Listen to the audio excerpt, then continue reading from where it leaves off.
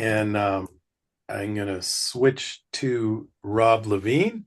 Rob, great to see you. Thanks for being here. Thanks for having me, Rob's known Jay. as the heavy hitter in Rhode Island, and he's spread throughout the area. He's in some other states. Transitioned to law after a career-ending injury as a police officer. Super interesting. Has a great program called Rob Levine Gives Back, and I love the Thanksgiving aspect. And backpacks is great. And Rob also has a business called Rob Levine Legal Solutions, and they're going to be at the conference, and they help with intake and hiring. And Rob will tell you a little bit about that. So, without further ado, I'm happy to introduce Rob Levine, who's going to talk about optimizing legal intake. Thanks, Jay. Let me just bring up presentation.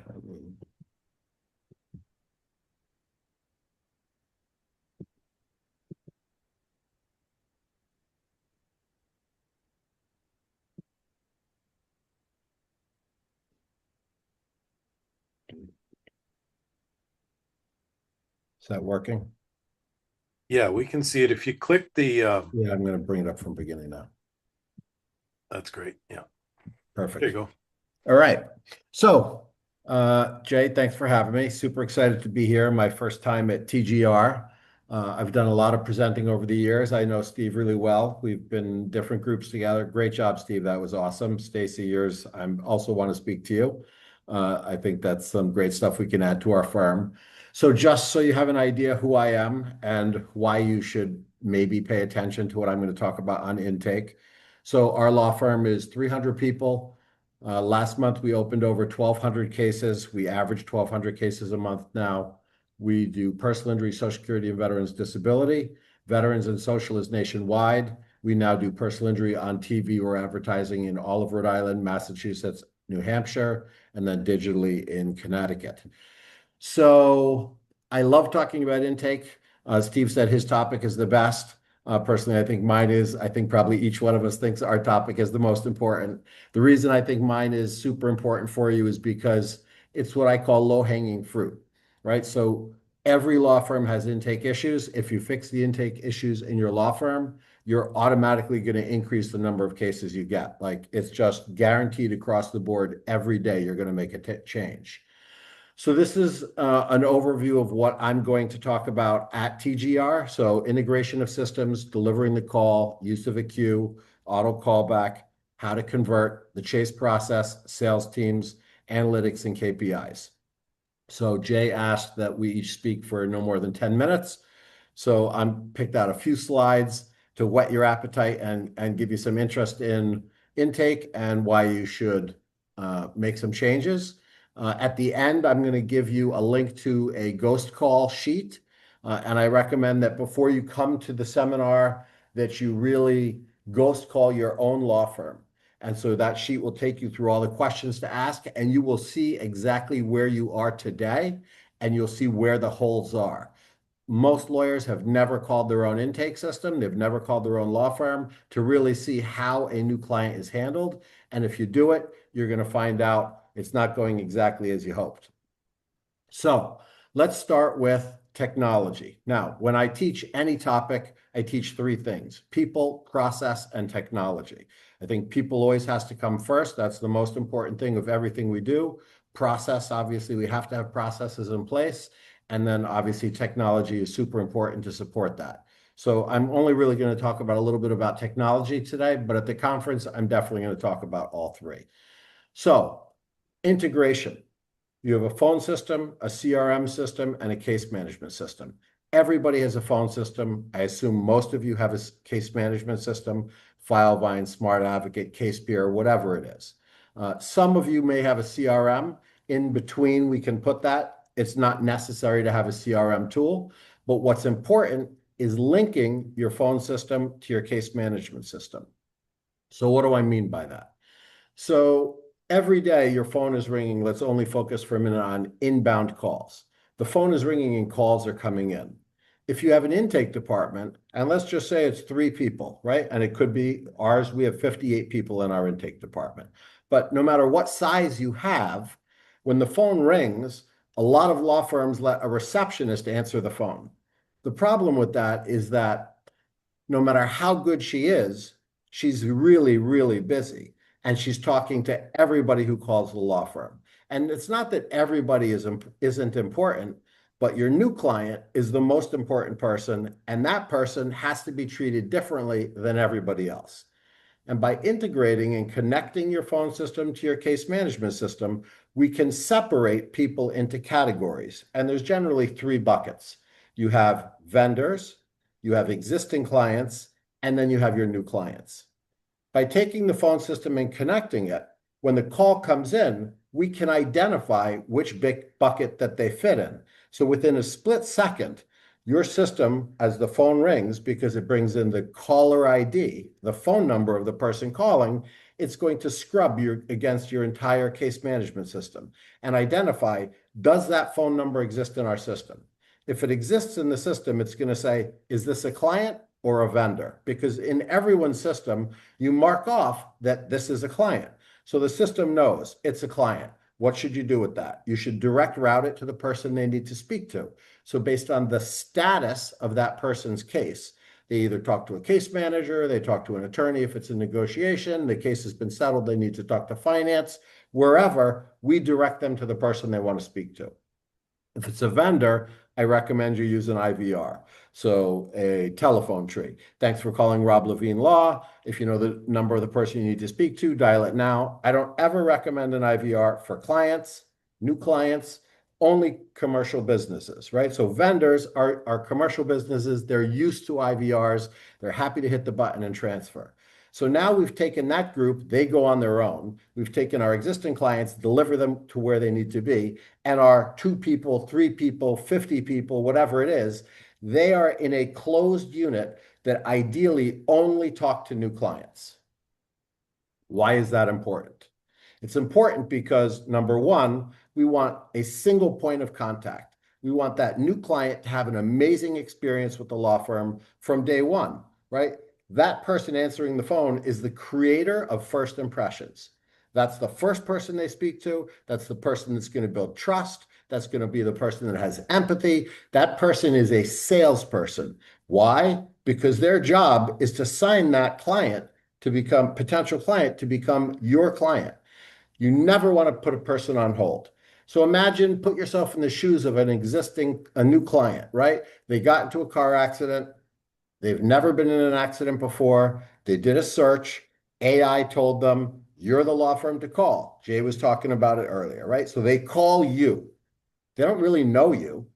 And the first thing that happens is Susie answers the phone and says, thanks for calling ABC Law. Please hold, and puts that person on hold because 3 other calls are coming in and she's the receptionist.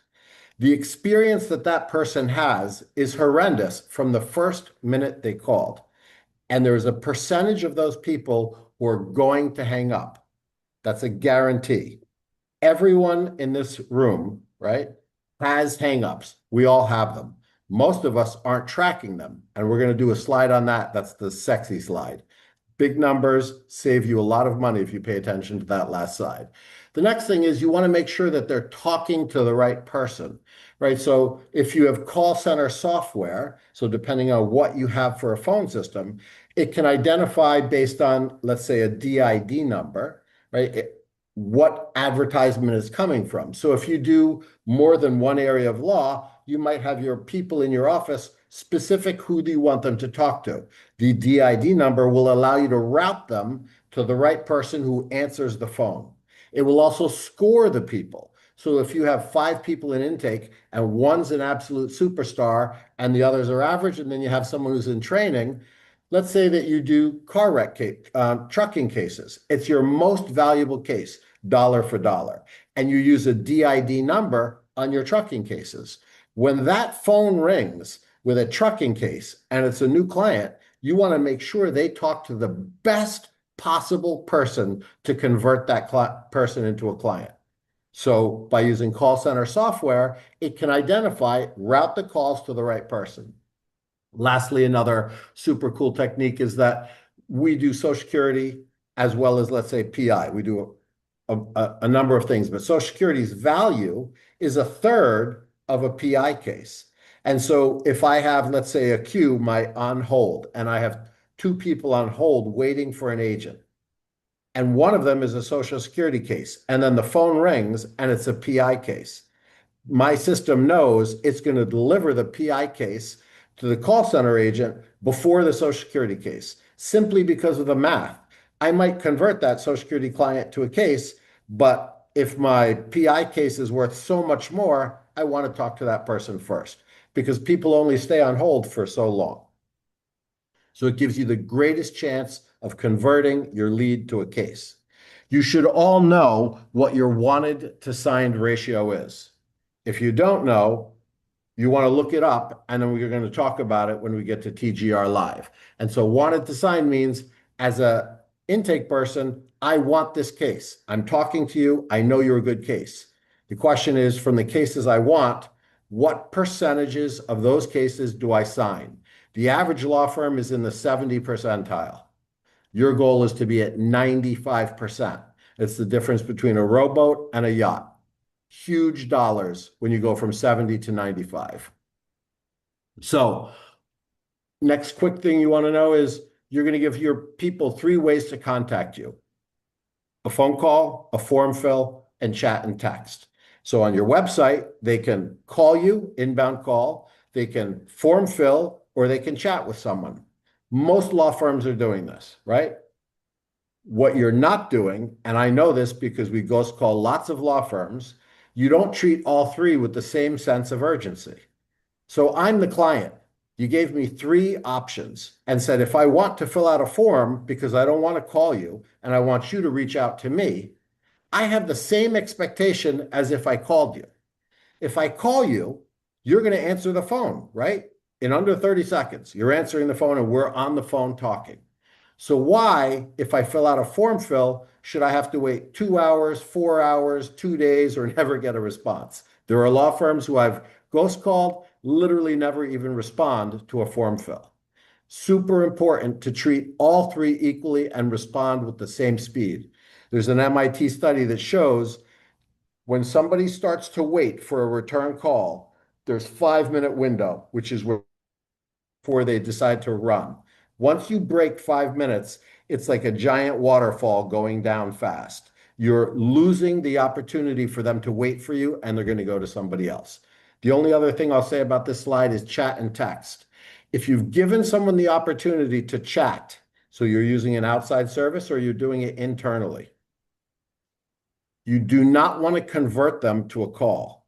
I can tell you what we used to do is when we were chatting with someone, we'd say, oh, we have somebody who can talk to you on the phone right now. Would you like to talk to them? And we would live transfer them to somebody to talk to them. The problem with that is they chose to chat. They don't want to talk. After probably a year and a half of doing that, I looked at the stats to see how was our conversion ratio. 50% of the calls we tried to transfer to a live call hung up in the transfer, and no one ever realized it. If you give someone the opportunity to chat, stay on that chat call from start to finish.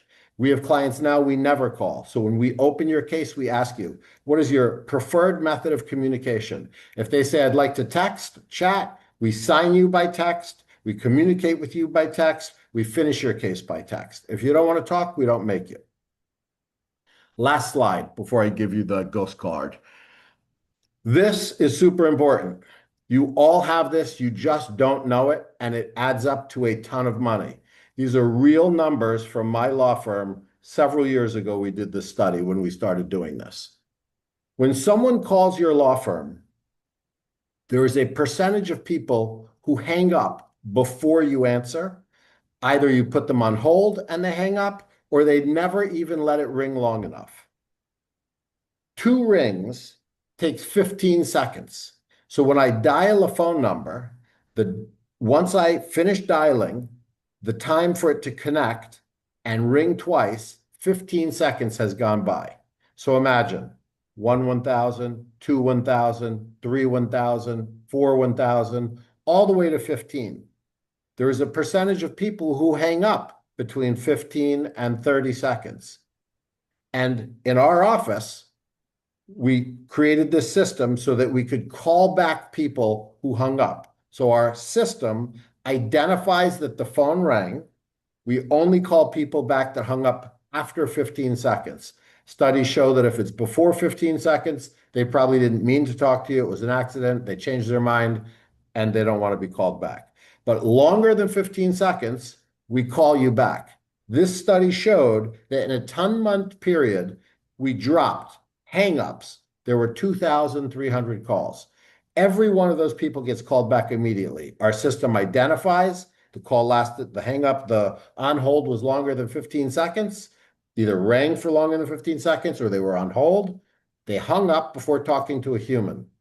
We immediately call them back. It pops the call to the agent. They get a screen pop. Here's the phone number. Here's the name if it's from the caller ID. And we didn't talk to them. 688 of those 2,300 calls converted to a client and became a case. So if we took our average fee, Social Security included, that would be $6 million that I would have lost in that 10-month period. Now, obviously, we have a huge volume of calls. I think we're doing, I don't even know now, at 4,000 a week or something calls. So, but this was probably two, maybe almost 3 years ago. I should probably update the numbers, but in your office, even if you're only dropping 5 calls a week, and two of them were going to turn into a client and you never called them back. And let's say your average fee is 10 grand. That's $20,000 a week, $80,000 a month, $960,000 a year, almost $1 million from 5 hangups, 2 calls. So it's really, really important to track your hangups. Okay, so the next slide, I'm going to put a link in the chat. These ideas are what you want to be looking for. So take a snapshot of this screen, take a picture of it, whatever you do. You want to look at your speed to answer the phone. Were they placed on hold? Was the caller transferred during the call? Did an attorney have to review the file before signing? Was the fee agreement offered electronically during the first call? Was the call chased after the call? How and how many times? How quickly did your firm respond to the form fill? And was the form fill chased? So the form fill is much more in detail, but those are the main things you want to really be looking for when you ghost call the firm. So if I can figure out how to do this. Rob, we're sort of at time, so why don't you just do that, and I'll introduce Chris. Sure, go ahead. And I have a million questions for you. I learned a lot. That was great. Thank you. Yeah. Um, so Chris Keller, another guy I've been happy to get to know at a couple conferences, and he was at TGR Live last year. Husband, father of 3, CEO, trial lawyer, and the cool thing about Chris is he's really transformed his life, becoming really a triathlete, and his book is